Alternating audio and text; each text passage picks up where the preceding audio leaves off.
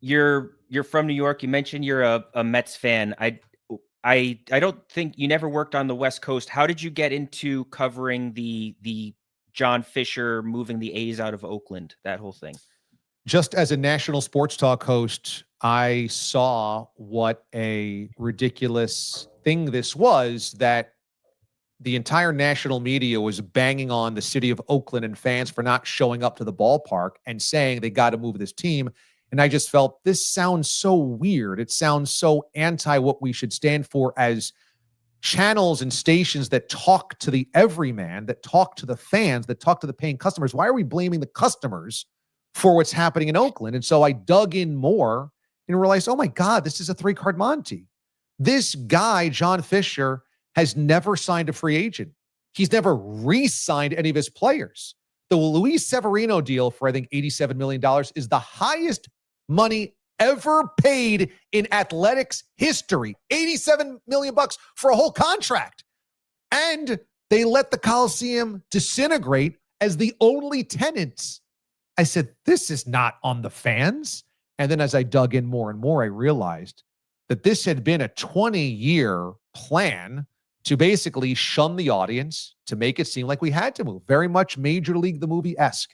As I saw this and I saw the desperation from the A's fans saying, our story is not being told. We love this team, but we've been told to go away. We're being told to leave, that we are the enemy. They were so desperate for somebody in the national media to recognize that. I said, this is not right. And, you know, for better or worse, when I find things that I feel are not right in sports, the manipulation of fans being significant in that, I yell about it. And I really feel like it's unfair. We are squeezed for every dollar that we're worth. And then when they still blame us, I cannot stand for it. So is it 100% that they're going to end up in Vegas? It's 100% that they want to end up in Vegas by virtue of MLB. Major League Baseball wants them there. Whether John Fisher can steer this ship beyond icebergs, I have no faith whatsoever. I think he needs lots of help. I think he needs financial help. I think he needs league help. I mean, they didn't even charge him a relocation fee. How wrong is that? If you leave a market and go somewhere else, you should at least be penalized with a relocation fee. They never did that. So what it means is MLB is almost force feeding him into Las Vegas, which means I think the organization will end up there.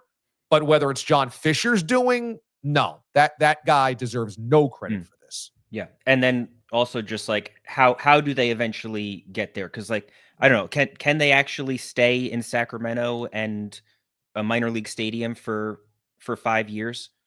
It's supposed to be 2 more years after this season. So 26 and 27. They're supposed to be ready by 28. I'll believe. Yeah, I know that doesn't seem realistic. Does not seem, there's not I mean, they say there's groundbreaking, but it's really just a dog and pony show right now in terms of groundbreaking. They still need some major financing to come through on this.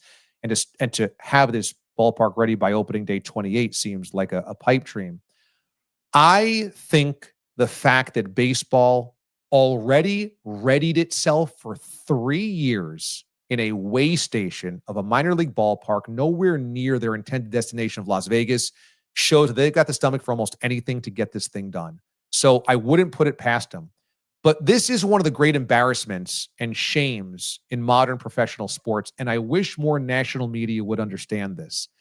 There is no precedent for allowing an owner to torpedo interest in his own fan base, then not being held to a relocation fee, and allowing that team to play in a middle market, a small market in Sacramento, but a midway station for 3 full years, all before financing is finalized at the ultimate destination.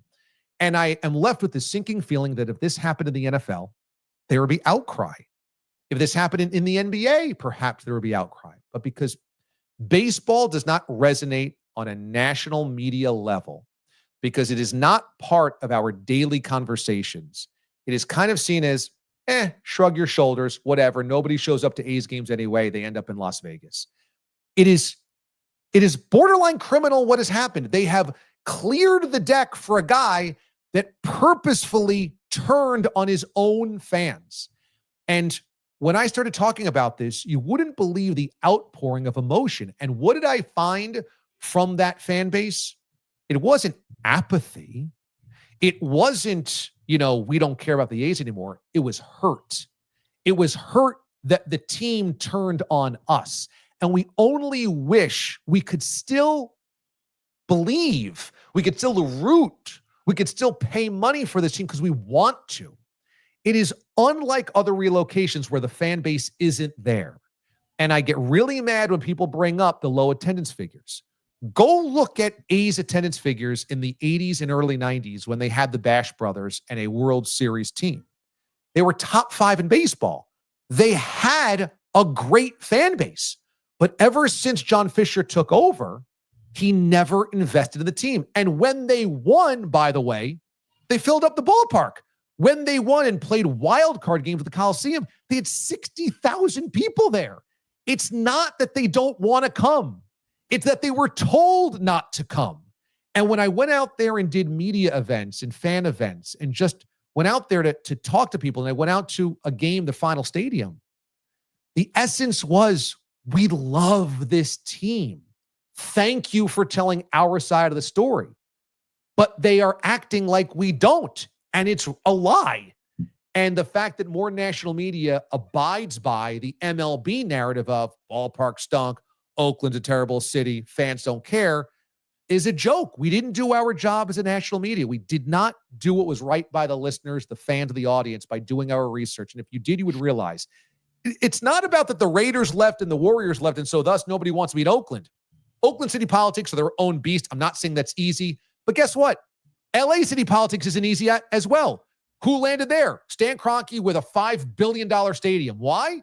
The league said, we will give you a loan. We want to be there. They saw value in that. Mark Davis left for Las Vegas because Vegas just said, here's your stadium. You don't have to deal with trying to build your own. No money out of your, just you come here. Okay. Well, Mark Davis was, kind of hemmed in by John Fisher because John Fisher was dragging his feet at the Oakland Coliseum site. Mark Davis would have stayed in Oakland had John Fisher went in 50-50 to redevelop that site. Fisher said, no, I'm not doing it. It almost forced the Raiders' hand, and then the Warriors didn't leave the market. The Warriors went to San Francisco. They moved a couple of miles away to get a brand new gleaming downtown arena where there's a lot of cash. But there's a lot of cash in the East Bay, a lot of money, and plenty to support a baseball team. We did not do our justice in this story for the audience. Was it covered appropriately locally in the Bay Area? More so. Yeah. More so. I think the problem in the Bay Area, from what I understand, I don't have intimate knowledge of how their media market works, but so much oxygen is spent on the 49ers and the Giants and the Warriors that when it comes to Oakland stuff, the Warriors kind of bind both sides of the Bay Area together. Oakland was its own thing, and the A's became an afterthought, and the Raider Stadium thing, was its own beast. But the 49ers are the brand in so much of that market, and they've had so much more success. They've had the more recent Super Bowl runs, and San Francisco kind of drives the bus on so much conversation. But I do think as it was finally happening and you had this kind of fan revolution happening led by Last Dive Bar and some other fan groups, I think the media started to realize the heist that was happening. And when the move finally did take place, there was a lot of sorrow amongst the media, but a little bit too little too late, I'm thinking. And that, what needed to happen was a national voices yelling, this is wrong. Yeah. So that everybody understood the ridiculousness of the situation and John Fisher as a crook. When that didn't happen, there was no resistance from baseball standpoint of not letting this happen. Is there a potential path or a feasible path to any sort of positive outcome from this? I mean, there is always a slight possibility the A's return because John Fisher has proven to be so inept at enacting any type of business plan. He has been inept in everything he has ever tried. And so how did he get his billions? Well, mommy and daddy started a little thing called the Gap and gave him all that money to buy the A's. Does he not get this to the finish line? Certainly possible. Does he burn bridges even in Sacramento and Las Vegas? Certainly possible. Is there the possibility that baseball sees that he just can't get it done, forces him to sell, and a new owner returns it to Oakland? Possible, but highly unlikely. I think best case scenario is MLB gets the team it wants in Las Vegas, and one day down the line, there's a team that needs out of its market or an expansion team that realizes that Oakland has this incredible fan base already built in for baseball. But again, it's not the A's. And so will they take to a new team the same way? You have Joe Lacob, who owns the Warriors, who is worth $1 billion, saying, I'll buy it from you today. I will buy this team today. So here's a billionaire in the Bay Area that realizes there's value in having a baseball team in the East Bay. He's not stupid. They're making hand over fist with the Warriors, now the Valkyries. There's a business there to be had. But can they shoulder their way away from the other potential situations, locations? It's hard to see. Best case scenario for the A's is that Fisher blunders this thing and MLB says, fine, Lacob, you're forced to buy it, or Fisher, you're forced to sell. Let's sell it to a guy like Lacob.